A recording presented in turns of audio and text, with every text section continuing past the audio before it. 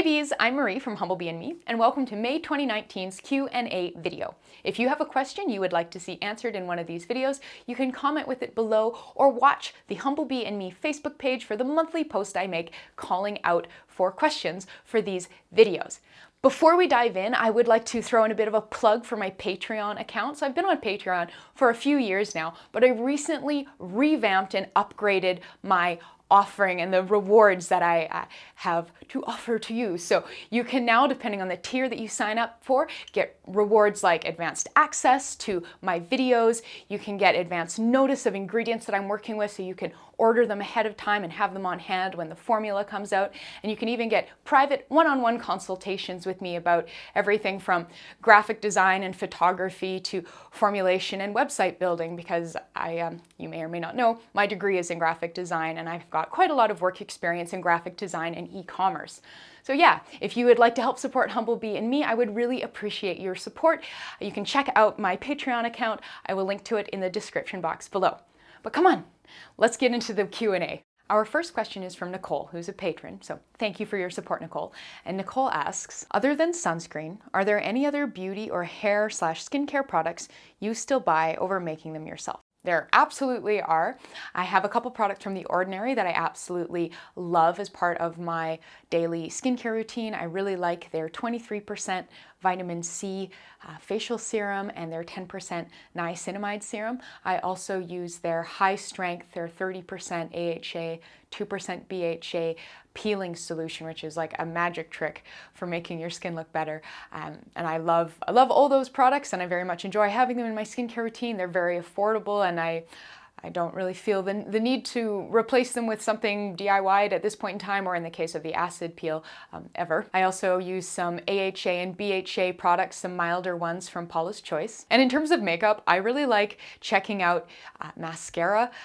A mascara that I haven't tried that I read a good review for. There's a really good chance that I'm going to want to try that. So right now I'm alternating between Benefit's They're Real and Glossier's Lash Slick, and I've really been enjoying both of those. Hair care wise, I do still purchase things like hairspray and heat protectant spray, and I've also really been enjoying using a product from Deciem, which is the parent company for The Ordinary, and so this is from their Hair is Fabric brand, and it's one of their cleansing shampoos, the one that's focused on hydration, and I love the way that stuff smells and the way it makes my hair feel. And it was the inspiration for a formula I shared on Humblebee and Me, I believe it was last January, and I just still really enjoy using the product occasionally because it just smells great, and yeah, I love the way it makes my hair feel and look. Our next question is from Hanna, who is also a patron, so thank you for your support, Hanna. And Hanna's question is, are there any ingredients that you found to be unnecessary or overrated? And that's an absolute yes. And sometimes it's not necessarily that the ingredient is bad at all in and of itself, it's just that it hasn't become a thing that I use, and maybe I wish I hadn't spent a bunch of money on it. And so I think one of the first ones would be a ton of different really vibrantly colored clays. I think part of the problem here is that I did buy them in fairly large quantities, so I have a lot of very nearly full, very large tubs of really brightly, strongly colored clays. And I find they're hard to use in face masks because some of them, especially the Australian ones, can stain the skin. And they can also be hard to use in meaningful amounts in your soap because, again, that really strong pigment can start to mean that it stains washcloths and makes messes in tubs and in soap dishes. If I were to be purchasing clays again, I would probably just get white kaolin clay, French green clay, bentonite, and Rasool, and then do colors in things using things like micas and iron oxides. I find that those four clays are the ones that I use for probably 95% of my clay requirements, and so I definitely wish I didn't have so many kilos of so many different clays. In the unnecessary category, I would put a lot of essential oils. And I'm not saying that there's a lot of essential oils that are unnecessary to everybody, but I'm saying it is unnecessary for most people to have a ton of essential oils, especially if you're purchasing them in large quantities, because if you're just making for yourself and friends and family, you don't go through a ton of essential oils, or at least I find I sure didn't. I just recently reflected back on a bunch of my receipts and invoices from placing orders over the years and realized that it has been about 3 years since I placed an order for essential oils, which means that most of my essential oils are really old. And so I just got rid of the vast majority of them. And what a waste, right? Like, not only is it a waste of the plant matter that went into creating the product, but it's also obviously a waste of my money, of gas and whatnot, shipping these products to me. So I think it is unnecessary to have every single essential oil. Figure out what you like, see if you can buy in store so you can smell things ahead of time.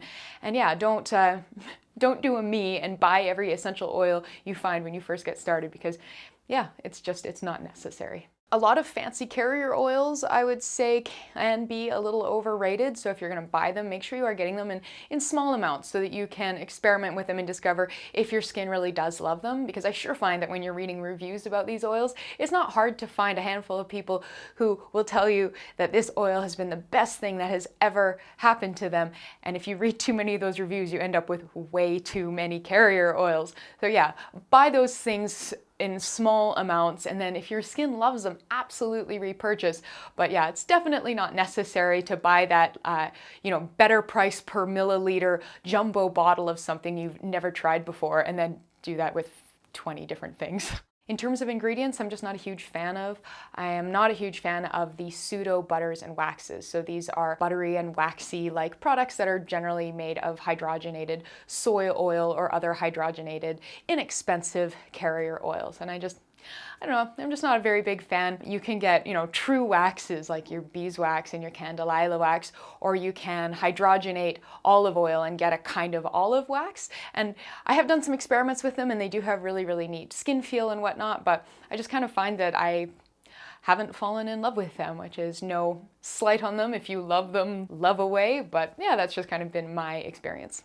Mshel, who is also a patron, so thank you so much for your support, Mshel, had a bit of a multi-layered question in our private patron Q&A, and I wanted to address part of it in this video, which is basically, how can you figure out if an oil contains a specific fatty acid? The way to do that is to take a look at the fatty acid makeup or breakdown. So your supplier should often provide this if you're looking at the certificate of analysis or the other documentation that they provide. You can also often find it on Wikipedia. If it's a more popular oil, you can definitely learn a good amount about the fatty acid composition of oils like olive and coconut on Wikipedia. And you can also look at books like the wonderful Modern Cosmetics textbook that has great fatty acid profile information about dozens and dozens of different carrier oils. So if you're sensitive to a specific fatty acid like stearic or oleic or lauric, make sure you are checking in on those fatty acid compositions for the carrier oils that you're considering purchasing and using to ensure that they don't contain something that you are sensitive to.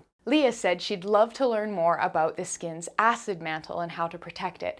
And for this question, I'm going to refer you to this wonderful blog post from FC at Simple Skincare Science. He has created this wonderfully entertaining and incredibly informative blog post all about the acid mantle, and then in particular, the importance of the pH of the cleansers that you use to the health of the acid mantle. So I'm going to link to that in the description box below, but I highly recommend it. It is a wonderful read. And our last question is from Mary, who wanted to know what I do with all of the excess product that I make, because I feel like it's pretty easy to figure out that I definitely make way more product than any single human being can use. When it comes to soap, I donate the vast majority of the soap I make these days to the Calgary Drop-In Center.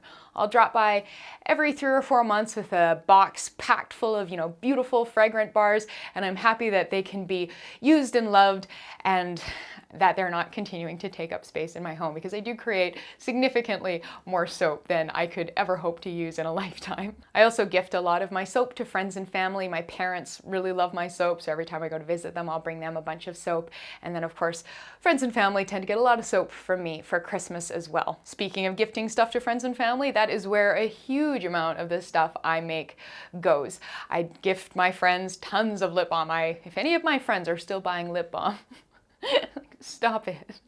I can hook you up. I tend to have little piles around my house and my studio of stuff for certain friends, collections of face washes and bath bombs and shampoo bars, the sorts of things that I know that they like or things that they've expressed interest in because they've seen it on Humblebee and me. So I gift a lot of stuff. And honestly, the stuff that's just not that good usually gets thrown away or composted depending on what it is. If it's compostable, I will obviously always choose to compost it. We have a great city compost program that accepts a lot of stuff, which is fantastic. And yeah, if it is just like downright awful, I'm not going to force myself or any of my friends to use it. So unfortunately that gets thrown away, but that is part of the learning process, and that's why I keep my batch sizes really, really small, especially when I'm trying something for the first time. All right, that is it for May 2019's Q&A video. Thank you so much for watching. Please subscribe, and if you'd like to help support Humblebee and me, I would really appreciate it if you considered becoming a patron. I will link to that in the description box below. But thank you so much, and I'll see you next time.